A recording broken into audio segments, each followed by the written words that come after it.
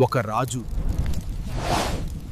తన రాజ్యాన్ని కాదు, దేవతలనే కదిలించాడు. స్వర్గం నుంచి భూమికి దిగిన ఏకైక నది గంగా. వినాశాన్ని ధారణగా మార్చిన శక్తి శివుడు. ఇదే గంగోత్రి. ఇక్కడే గంగా తన భౌతిక ప్రయాణాన్ని ప్రారంభించింది.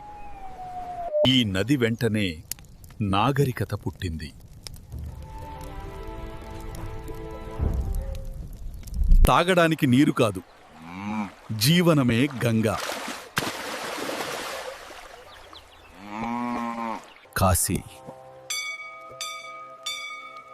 మరణానికి మోక్షానికి మధ్యనున్న ద్వారం.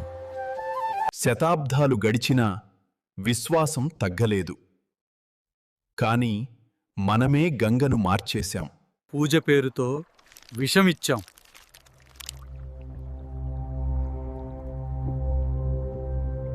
మాట్లాడలేని దేవతల గంగ భరిస్తోంది. సముద్రంలో కలిసిన బాధ మాత్రం ముగియలేదు. భగీరథుడు గంగను భూమికి తీసుకొచ్చాడు. మనం గంగను ఎక్కడికి తీసుకెళ్తున్నాం?